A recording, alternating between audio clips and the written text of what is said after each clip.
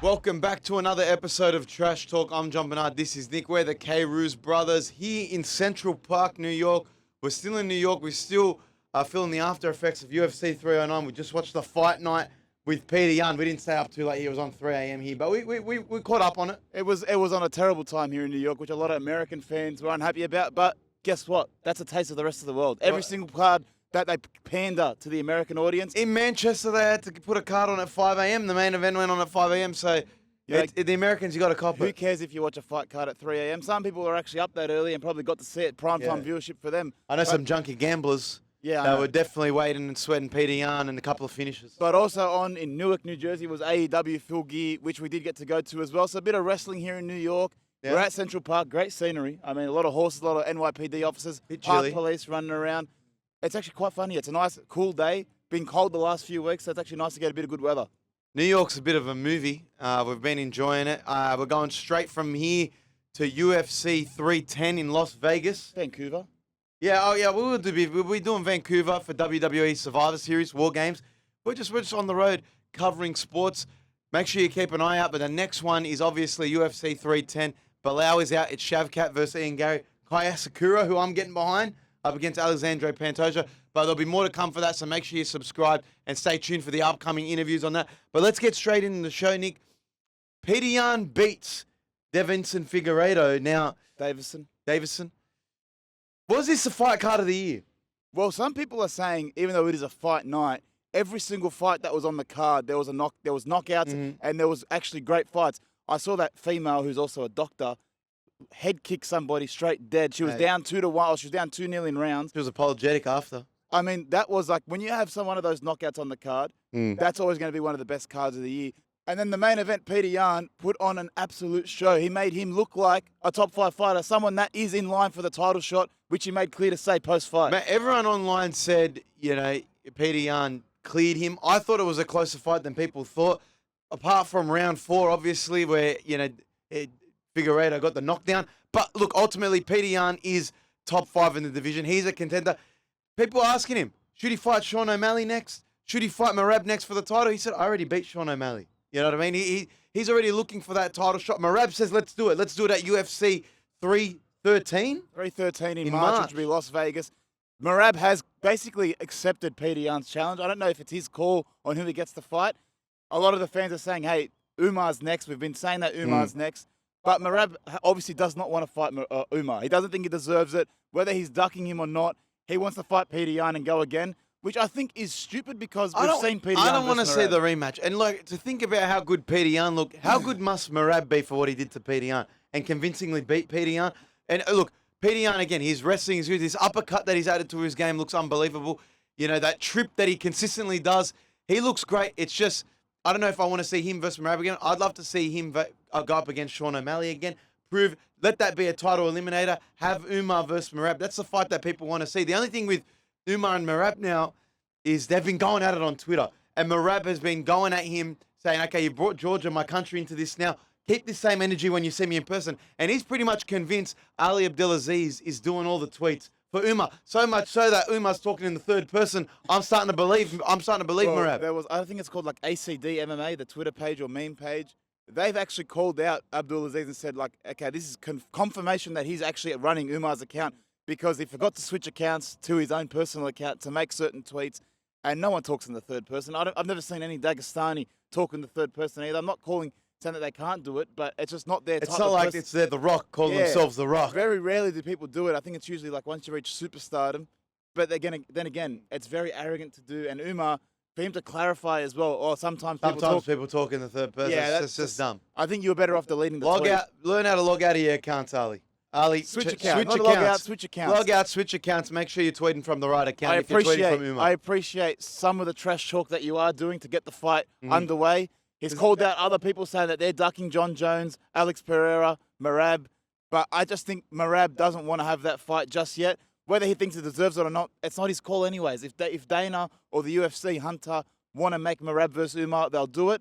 But if it's during Ramadan and there's no fighter, Peter Yan is the next contender. Well, at least after the fight night, the bantamweight division is heating up. It's not just the Sugar Show. Okay, Sugar Shaw needs to reclaim his title, whether he wants to come back for a rematch. You got Peter Yan now putting on a show. You've got Umar now putting his hand up and saying, I'm next in line. It'd be interesting to see who is the next challenger for Merab. I guess we'll wait and see. If UFC 313 is the date, that's when he's most likely to go, March. Well, the thing is with Peter Yan, yes, you can claim that you already beat Sean O'Malley, which I do believe. I think he did win that match in Abu Dhabi. But Sean O'Malley did get the decision. He won by split decision. So, really, they should fight again. Title eliminator. Sean O'Malley, coming off a championship loss, doesn't deserve a rematch for that because he only had one title defense against Chito Vera. He put his name in the ring too. He said, Peter Yan, let's go. Again, that's him just reaching to try and get back up in the rankings. He's on a downfall, unfortunately. But Peter Yan versus Sean O'Malley is the next fight to make. And then Umar versus Merab. As much as, Umar and Peter Yan, as much as Merab and Peter Yan probably don't want that to happen, they're the next two fights that should happen. Let's talk about another fighter that's just living the life right now. Alex Pereira. Okay. Doing side quests. He's pretty much just doing the ultimate side quest. He's popping up in Australia. Most recently, he's in South Korea. Got an absolute crazy welcome in South Korea. Comes out doing his dance, doing his battalion walkout. He's doing the Charmer dance all the way at some corporate event. Then I see him doing Gangnam Style with some K-pop group. Yeah. Then I see him doing another dance with a different K-pop group. Then he's kicking media journalists as much as he wants. I think he kicked some Korean media member 26 times. Everyone's asking to get kicked by Sharma, right? It's unbelievable. This guy really, when people argue, is he a superstar or not? Is he a big draw in the UFC? Look at the crowd reception he gets in Australia, in Korea. The guy's a superstar. Now I understand why Jon Jones wants this super fight because this guy is massive everywhere he goes. And, whether he's given an uppercut to someone or leg kicking some Korean 26 times, it goes viral on social media. People love to see him. And he's just doing whatever he wants at this point. That's the thing. People have questioned his superstardom, but now it's clear. He's a bona fide superstar in the UFC. Yeah. If you can go to South Korea, where there's a clear language barrier, I'm sure he knows no Korean. No, as not he many doesn't people know. do. Doesn't know English. He speaks Portuguese, doesn't know much English. So to go to South Korea, get that reception from fans, everywhere he goes, getting treated like a superstar. For you to kick a fan 26 times on stage and not get in trouble, Hey, he goes. What about you're getting special treatment? Goes to WWE. Collabs with Roman Reigns. Collabs with Roman Reigns, the tribal chief. The tribal chief acknowledges Alex Pereira as the tribal chief of the UFC. He said from one tribal chief to the UFC's tribal chief. It's just great to see. He's reached a level of superstardom. I wonder where this puts what his next fight will look like because you want to make super fights while you can, but also he's got to dominate his division. Well, the thing and is, it's pretty confirmed it's going to be Ankalaev. He does have to be careful, though, because the last time he was completing side quests in Australia, he maybe let himself go a bit and then got called into fight camp straight away. He just took it on very short notice against Exactly. Khalil Rountree. I don't know what's happening for UFC 311, 312, especially in Australia. We don't know what's happening yet. Maybe Alex Pereira gets called in on short notice against Ankalaev. So maybe just don't go too hard in South Korea. Don't go too hard on these side quests because Dana might give you a call very shortly. Yeah, stay away from that Korean barbecue. Too much of it, you can put on a bit of weight there. No, but look, I want to go on to Jon Jones. Jon Jones at this Dirty Boxing event. He was there in Miami recently, one of Mike Perry's new promotions. But Jon Jones pretty much confirms that he's in negotiations with the UFC and that it's more than likely he'll be fighting in 2025. He's in the gym. He's getting ready. He's staying prepared. Is this confirmation we're getting Jon Jones versus Tom Aspinall 2025? Look, Jon Jones is very smart. He's very intelligent, very calculated. He hasn't said Tom Aspinall's name once in talks of I'm fighting in 2025. He's kept it very vague. Yes, I'm enjoying the fact that he's staying in the gym, staying in shape, which means he wants to fight soon. Whether that is early 2025, late 2025, I don't know. But the fact that he's saying that he's going to fight and they're in negotiations, hey, it's positive talk. Positive talk leads to positive outcomes. OG from Full Send asked him, he said, International Fight Week, what are your thoughts? Around that July period, could we see that in Vegas, Jon Jones? He said, look, we're in talks, we're in negotiations. He's playing his cards very close to the chest. He's pretty much openly negotiating online with the UFC. The fans want it more. The UFC are going to be forced to put it on. And I'm telling you right now, he's getting 15 million minimum. Well, he said, I'm not going to talk money online. He's going to keep that behind closed doors. But he has said, I want fuck you money. And fuck you money to Jon Jones has to be north of 10 million. mil. A lot. If he's getting 7+ million for his recent Allegedly. event. Reported 7 million for Stipe Miocic fight. Imagine what he's going to get for the most anticipated fight in the heavyweight division. Well, that's the thing, but he's continually said, his team, his management have continually said, Alex Pereira fight is the priority still. Even though the fanfare, the MMA community has said they want Tom Aspinall. Tom Aspinall's the fight to make. Jon Jones might still hold out for that Pereira fight. I don't know if it'll happen, but I really, really want Tom Aspinall to fight him. Now, talking about things that are going on back home, IShowSpeed on a world tour. He's gone from Australia to New Zealand. We see him in the most random collab. He's sparring with Dan Hooker in the UFC. Well, I saw him in New Zealand doing a haka firstly with some Asian. Yeah. That was already funny That enough was to hilarious. see. Then I see him go to Dan Hooker's gym and allegedly or apparently he's asked Dan Hooker to spar with him. They started off with some light sparring, then he set the ground rules. He said no one can beat me in boxing, right? Then he gets in the ring with Dan Hooker and immediately felt his size. Goes, okay, geez, why are you so big? Why Why are you you so so big? big? He's coming forward. And he trade shots. Full credit to him. He stood in there with him. I know Dan Hooker was probably taking it easy on him, probably could have knocked him out. But again, speed. One of the ballsiest blokes ever. He's gone to the New Zealand Warriors trainer doing a run it straight challenge. He put some AFL player on the bitch, the GWS Giants player.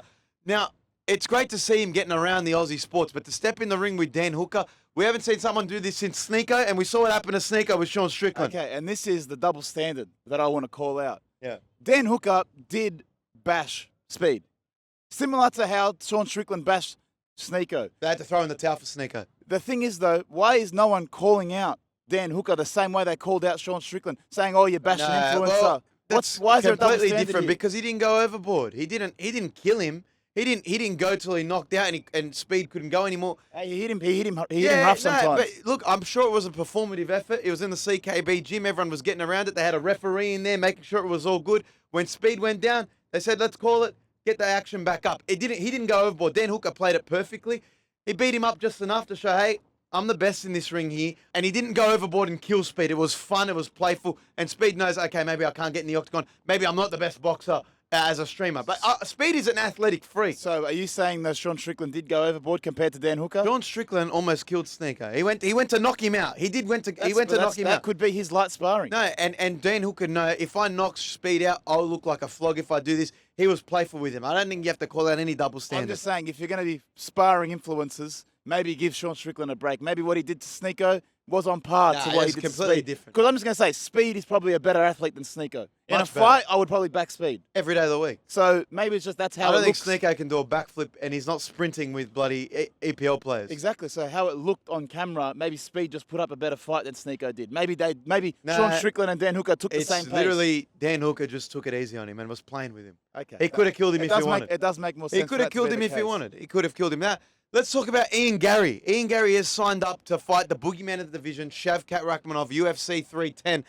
But he has pretty much gone at Colby Covington. He said, Colby, you're a bitch. Okay, you've been avoiding me. This confirms that you're avoiding me because Colby has agreed to fight Joaquin Buckley in Tampa before the end of the year. So is Ian Garry correct in saying that Colby Covington has ducked him? Because Colby probably could have taken that Shavkat fight. Well, we've talking about this before throughout the year, whether the Ian Garry Colby Covington fight was going to happen, because it really did make sense. An older veteran versus a young up and comer, the fight should have been made. Ian Garry claimed many times throughout the year, "Hey, I've signed the contract to make this fight." He said, "I've been confirming this fight for 8 months with Colby Covington." And Colby Covington did put out his 3 reasons or the 3 criteria that Ian Garry had to meet for that fight to happen. That obviously didn't happen because that fight never happened. But I agree with Ian Garry. Colby Covington probably was ducking him. And the fact that he's accepted Joaquin Buckley, who I think is actually a more dangerous fight for Dangerous Colby Covington. matchup. But Ian Garry has said Joaquin Buckley knocked this guy out. He's throwing his full support behind Joaquin Buckley, Ian Garry, because he doesn't like Colby Covington. All the things that Colby Covington said about Ian Garry's wife, his nutritionist, and I understand that.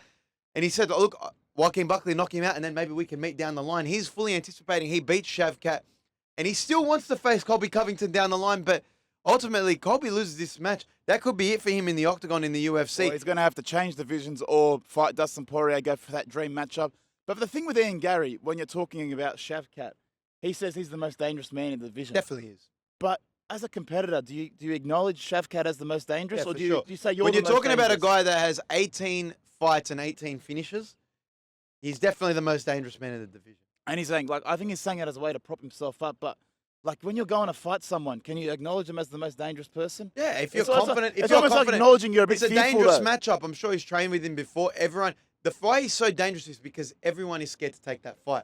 No one from Kamaru Usman, from Colby Covington to anyone in that top 5 of that division did not want the fight with Shavkat. Bilal, he kind of pulled out. Bilal pulled out. So Ian, you got to give him credit, did step up and said, I'll take the fight. I'll risk my undefeated record in the UFC.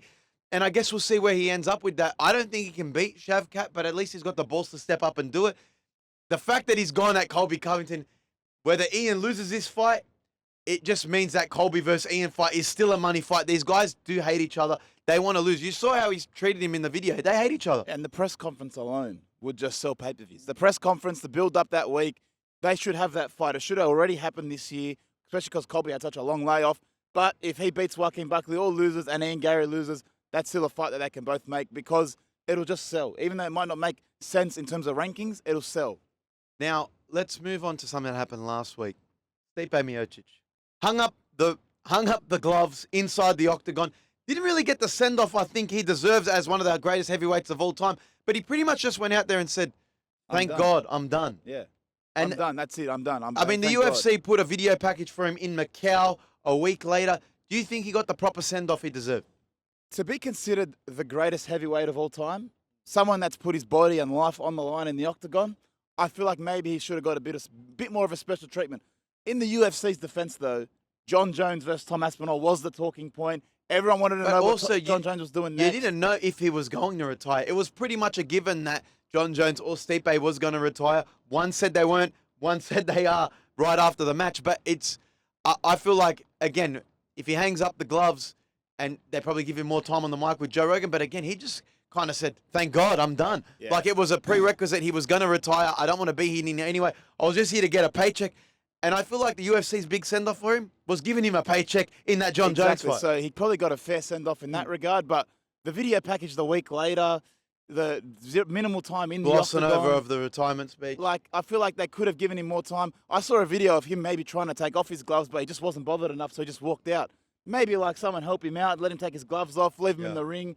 It's a special thing to take your gloves off, leave him in the middle of the ring as a sign that you're retiring. The fact that he didn't get to do that, I think, was disappointing. But like, that's Stipe though. That's his personality. He's very nonchalant. Doesn't care.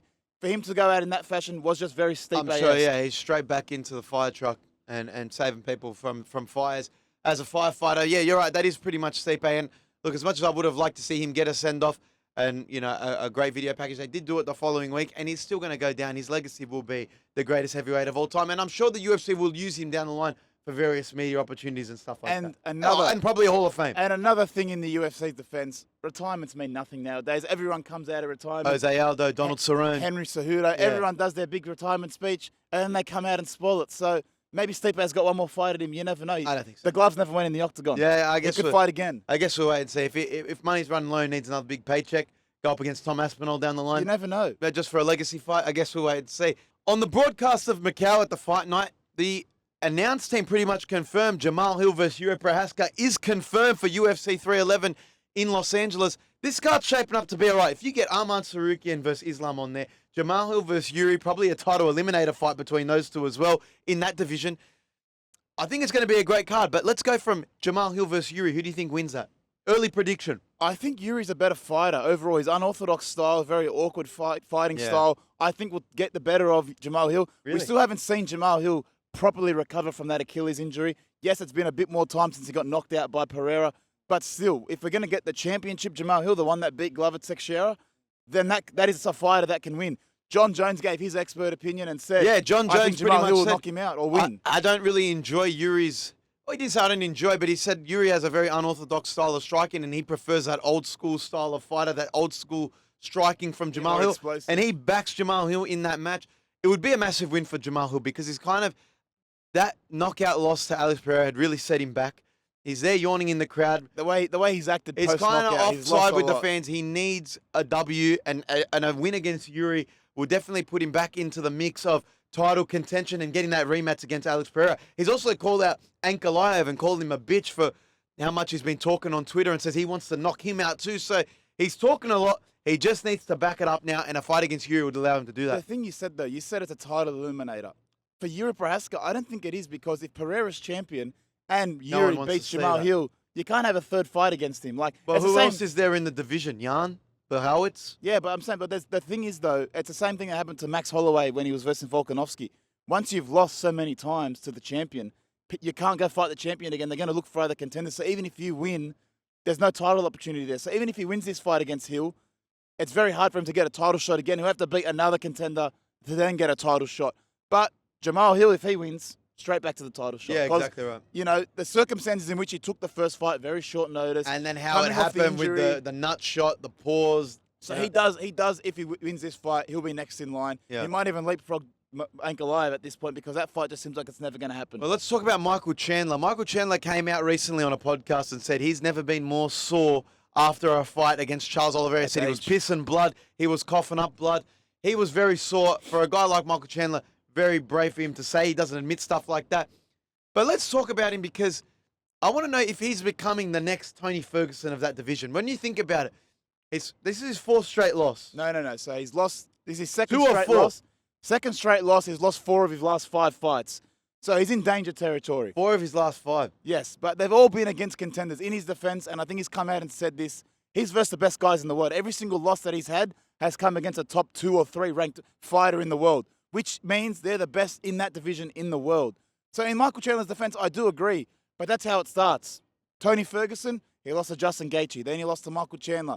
Then you slowly go down the list and you still keep losing. Yeah, ultimately, though, he's putting on entertaining fights. And that's what the fans are resonating with. That's why they're saying give him Conor McGregor. He obviously just wants the big guys, the best in the division, the names. He put out a year plan previously saying he wants Max Holloway, Islam, and gave a list, Conor McGregor. After losing to Charles, he's not going to get that. But he did enough in that fight that was entertaining to say, give me Conor McGregor. And I think that's the perfect matchup for him next. Now, with everything that's going on with Conor, I don't know if he can get that now. Exactly. But in saying that, Chandler needs someone that's going to either get him the win or be a super fight for him. Exactly. So I feel like the realistic path forward for Michael Chandler is Max Holloway as a potential fight, Yep. or Dan Hooker, someone that's on the precipice of the top 5 or just actually there, someone that can either put him back up against a top contender or he's got to verse someone lower, Paddy Pimblett, those type of fighters. But again, those are danger fights for him because if he loses that, then you go into that Tony Ferguson territory. You're losing 3, 4 fights in a row. You're becoming a mockery. People think you're a joke. But I think the thing with Michael Chandler, he's in much better physical shape than Tony Ferguson. Tony Ferguson, he's kicking poles. He doesn't really have the headspace. I Michael think that Chandler, he looks does. after himself. He's on top of recovery. He told us he takes 40 vitamins a day. And the one thing that he needs to worry about now as well is, as much as he's on side with the fans of putting on his entertaining fights, he's also copping it online for these dirty shots, these back-of-the-head shots, they're grabbing the cage, saying he's a dirty fighter. I'd love to hear what he says about that reputation he's building of being one of the dirtiest fighters in MMA. I don't think he does it intentionally. I just think when you're going up against a guy that's just as skilled as Charles Oliveira, you got to do what it takes to win. Exactly. So I'm not going to call him a dirty fighter. I'll say it's strategic. But he's kind of stuck in limbo. I think Max Holloway versus Chandler is a good fight to make, BMF. Yeah. At least it's a big fight for him to make. He called that out post this fight. But if he doesn't fight Max Holloway, I think he's got to go for someone ranked 6 to 10. Someone that's like not going to be too tough of a matchup, still a big name. Paddy Pimblett would be a perfect example. Well, talking about cards and fights that need to be made. UFC Sydney. What's going to happen on the card? We're kind of left in the dark with things that are happening right now. Ideally, what would be the best card for us right now? Well, Volkanovski versus Lopez would be the ideal scenario because Volkanovski doesn't really have that Sydney fight. It's the closest thing to Wollongong, his hometown. But Ilia Topuria is not going to fight him. And if Volk is smart, you hold out for the title fight. Volk's saying he only wants to fight for a title shot, but he was also adamant that he would be on Sydney if it was for a title shot. So it's looking like Volk might not be on Sydney anymore. Then if you look at other superstars like Israel Adesanya, he's pretty much locked in to fight Imanov in Saudi Arabia. So he's not going to be on the card. Then you look at Jack Della and Kamaru Usman. That's supposed to be rumored to be on the card, but Jack Della's health is still into question right now. Kamaru Usman has basically come out and said he doesn't really want to fight Jack in Australia either. And then the other potential fights that could happen on the card. We're supposed to be Sean Strickland versus DDP, but the New South Wales government are adamant they don't want Sean Strickland back in the country. So, and then on top of that, Khamzat Chimaev, who's already possibly banned from countries, he might not be allowed into Australia either. So what fight, what main event can actually go on the literally, card? I know we've got Jimmy Crute and there's been some fights announced. I'm sure we'll see Jack Jenkins on there. We love seeing Aussies on the card. But seriously, what fights are going to be on this card? Who can they put? Unless they put Merab and Umar on the card, and that be the title fight that's going to headline Sydney. Where does this card? Well, who's going to be on the card? It looks like it's going to be a very lackluster card. People on Twitter have already started to look at this and go, this may be up there with one of the shittest cards of the year, which is hard because we rarely get very good cards in Sydney because it is hard to travel there and the tax apparently is terrible for the fighters. They take half their purse. Yeah. So to convince fighters to go there is already tough. Now on They've, top of they've that, always been kind of top-heavy cards, whether it's Sean Strickland versus Israel Adesanya, whether it's Volk or Islam. You know what I mean? They're always main event heavy cards. And as I'm calling them right now, I think they're going to have to call Alex Pereira on the phone and say, Alex, save us again. Defend your title in Australia for us. I think that's the only way that saves a card. and because Pereira's obviously had that trip there to Australia, he's obviously knows he's got a bit of fan. He knows Australian fans love him. So I feel like that's a realistic possibility. But you never know. Maybe the New South Wales government, maybe the Australian government turns around and says, you know what, let Sean Strickland in, let him say whatever he wants, give us a good card. Or on the flip side, maybe they say, let Khamzat in because that would be a massive main event. Khamzat versus DDP, that main event would sell. So we need, whether it's top heavy or not, they need a big fight. And if they're going to be picking and choosing which fighters they're going to let in the country, the card's going to suffer. Look, as Australians, the UFC is an attraction, whoever's fighting on there. Obviously, but you just need one marquee fight. And if it's Merab versus Umar, people are still going to turn up. I don't know, it's not going to do unbelievable gate numbers, and it might not sell crazy in Australia as an Australian audience, but we will be there. Australians will be there. You just need Aussies, a mix of Aussies on the card and a top matchup on the card, a championship matchup on the card, and we'll be there. But right now, the UFC, I don't know if they know what to do. Well, I'm still holding out hope for a Khamzat DDP main event. Jack Della versus Kamaru Usman co-main. I'd love to see that. And then maybe Diego Lopez versus Volk on there as well. Maybe they'll try That's and a stack dream it. card. I think, look, apparently what I'm reading online and what I've heard is Ilya Taporia is going to be facing Volkanovski or defending his title in Spain in August, which is a long way away. Yeah. It's a long way away. So unless they do an interim title fight, Volkanovski is not going to fight on the But Sydney he's card. not injured and he's not inactive. So there's no reason to have an interim title And fight. now- The same way Bilal's Shavkat Ian Garry's got an interim And there's fight. talks of Diego Lopez fighting on a Mexico card and a Mexico fight night down the line again. So he just wants to stay active. I guess we'll wait and see. More news will come out, I'm sure, before the end of the year and in the lead up to the Sydney card. But I guess we'll wait and see. But talking about big numbers, gates. John Jones tweeted out something recently that he is now top 5 in gates, which is fans attending the event. His fight against Stipe Miocic at Madison Square Garden entered the top 5. So let's look at the biggest gates in UFC history, starting with UFC 303. Which was just this year. Alex Pereira versus Yuri Prohaska, $15 million. Which was on the back of the Conor McGregor being sold out return. Yeah. So I don't really know if Alex Pereira and Yuri Prohaska should get the credit for this amazing gate because that was supposed to be Conor McGregor's return in July, International Fight Week. But they were the headline of a massive gate sale. I think the figure of this list is going to be, it's going to have a lot of recency bias because of inflation. Inflation in America is going crazy. So, but I think you got to give credit where it's due. The UFC are putting on great shows. Each pay-per-view is getting bigger and bigger. And that was an example of it. 15.9 million shows that Alex Pereira is a massive draw in the UFC. Again, it's not the first time we had to save a card, but $15.9 million gate. He's earned his way there in the UFC. Next up, we have UFC 300, $16 million gate. Now, this fight, again, featured Alex Pereira, but it also featured the massive knockout that was Max Holloway versus Justin Gaethje. And that's what people remember it by. Again, this was like the WrestleMania. The way Dana was promoting it, this was going to be the WrestleMania for UFC. You saw they put massive shows on for UFC 100, 200. They did put a great show on for UFC 300. People think it didn't live up to the hype. But again, according to the gate, $16 million, not bad. That's Pereira versus Jamal Hill. So that's Pereira on this list again. Does he have star power, or was this just a stacked card? I mean, you had Prohaska and Aljamain Sterling in the prelims. You had Max Holloway, Justin Gaethje on there, Oliveira, Sarukian. So it was a very stacked card, but again, Pereira's the main event. John Jones versus Stipe Miocic, Madison Square Garden, $16.6 million. Again, so these are all cards that have happened this year, whether it's inflation and recency bias that, like, not recency bias, but just money coming in, that the fact that, I don't know, tickets are more expensive now. Every card this year is appearing on this list so far. But John Jones versus Stipe, that always was going to be a sellout. Okay, next up, UFC 229, Conor McGregor versus Khabib, $17.18 million. Okay, this makes a lot more sense. I thought this was going to be number one because I remember at that time, to get a ticket to this event was crazy expensive. This was the biggest, most hyped UFC fight of all time. So it makes sense that it's on this list. I think it's one of the biggest pay-per-view draws of all time. I think as well. it's the biggest pay-per-view draw. Yeah, so it makes sense to have one of the biggest gates. Then next up, you have Conor McGregor again. Conor McGregor up against Eddie Alvarez, $17.8 million. Okay, so this is McGregor in MSG. This is why it's bigger than McGregor versus Khabib in Vegas. I think MSG, New York prices are always more expensive. which means the ticket prices, gate expense is always going to be higher. But the UFC going back that far, credit to him, because that was one of the biggest events. Double champ McGregor in New York. McGregor runs New York, and it obviously shows by the gate sales. Now, this one is pretty out of the ordinary. Well, McGregor's beaten. No, this is number one. UFC Noche, Merab versus Sugar Sean O'Malley, $21.8 million. Now, I understand. It's the Sphere. A ticket to this, I think you couldn't get inside if you didn't have $1,000 to spend on a ticket. Unbelievable. Again, they put on a massive show. I don't know if the fights lived up to the hype, but the spectacle of the Sphere, it's a one and done. Dana said they'll never do it again. And that's why it holds the record for the highest gate in UFC history. Merab versus Sugar Sean, the highest gate in UFC history. Wouldn't have picked that. Wouldn't have picked that. The fact that it is the Sphere, though, does add a lot more context, makes a lot more sense. But you know what?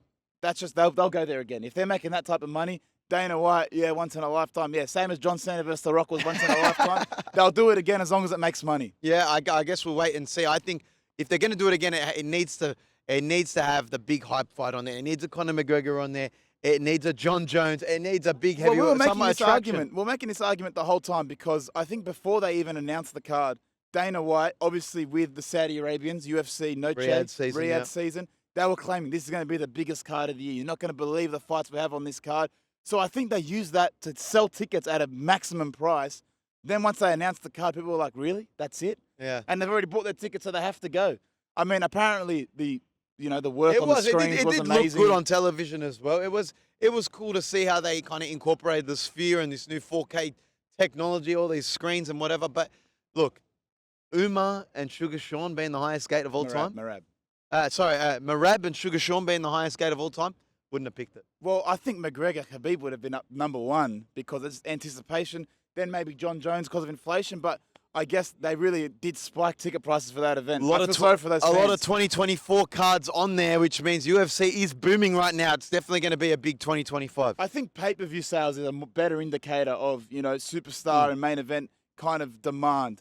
Because Pereira's on this list twice, but those cards, he was called in on short notice. They were kind of sold out already, and they happened this year. So really, is it Pereira's job, or is it really? Does he get the credit for that? I don't think so. Well, and then Merab Sugar Sean, they don't deserve the credit for that. No way. They're not even Mexican. I want to talk to you about WWE. We are going to Survivor Series War Games in Vancouver. It's next Saturday. Now, what's your prediction? OG Bloodline versus Solo Sikoa's Bloodline. Who wins? This is extremely tough. The fact that they've added Bronson Reed and CM Punk, I feel like the OG Bloodline's going over, which is really a shame because I feel like Solo's Bloodline hasn't really gotten the W's that you really think it would. Because they beat Roman in Saudi Arabia. I think that was a pretty big between him and Jacob Fatu. They've got a lot of momentum, and they are a real threat. Bronson Reed looks pretty natural in that group right now. I'm going to say you're right. I think the faces go over. I think Roman Reigns and the OG Bloodline wins, but I think there's going to be a surprise. There's going to be like a caveat. There's this brewing thing between Paul Heyman, CM Punk, and Roman Reigns.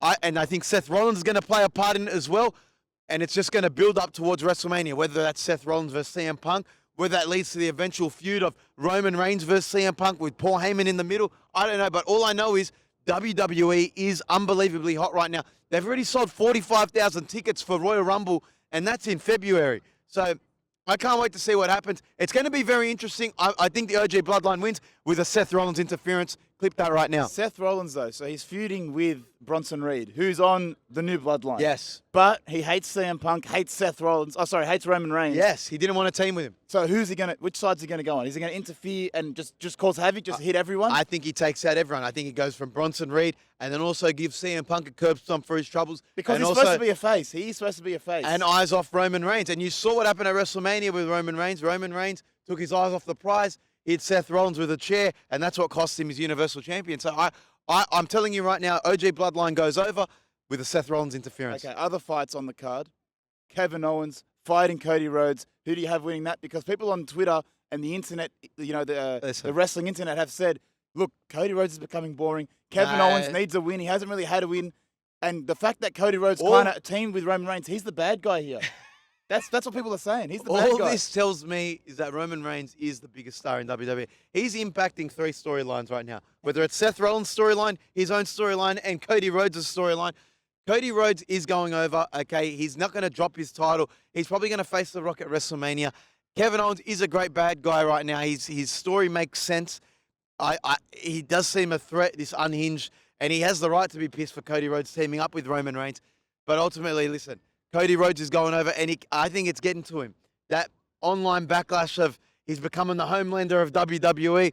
He's getting into backstage fights with, what's his name, Carmelo Hayes. But the story is starting to make sense. It's just going to be in the lead up to WrestleMania, to whether he goes after the Bloodline again or it's The Rock who comes back and kind of makes his mark for the WWE champion. But I think Cody Rhodes wins. Randy Orton being out indefinitely. You like that? Because it was a pretty poor pile driver. Just being I think it makes sense to the story, and it's just going to lead to that probably Kevin Owens versus Randy Orton at WrestleMania, maybe. That far ahead. Or Royal Rumble. Where's Randy going to end up? If you're booking WrestleMania from right now, say Gunther versus John Cena. John Cena's going to have to come back. Where does Randy Orton lay if you're going to have CM Punk versus Seth Rollins, and then Roman Reigns, Rock, and Cody potentially in a triple threat match? Who knows where it goes? Then you got Jacob Fatu in the Bloodline. Where does that end up? It's going to be interesting. All I know is WWE is very hot right now. Am I stupid for holding out hope that Brock Lesnar's going to be at Survivor Series still? Because CM Punk, it was going to be him or Brock Lesnar going to come out. It's done. As long as he's in this lawsuit with Vince McMahon, we're going to have to wait. But I do want to see Brock back. I do. I feel He's like a bigger straw. so many times. Listen to this stat I said. Brock Lesnar is the only WWE wrestler right now to have over 1 million views on every piece of content WWE has uploaded about him. On YouTube. Yes. On YouTube. That's amazing. That just shows you the draw power, the star power of Brock Lesnar. Everything he's involved in, people want to watch. And I fall into that crowd. So anytime he comes back, my eyes will be glued to the screen. I want to see Lesnar back, but I guess we'll wait and see. Other than that, make sure you keep an eye out for our clips on Instagram and TikTok at Jon-Bernard K. And make sure you subscribe to at Kairouz Bros on YouTube. We'll be at UFC 310 in Vegas. We're at WWE Survivor Series War Games this week, so stay tuned for the clips online and more interviews to come. Other than that, back to you in the studio, Ryan.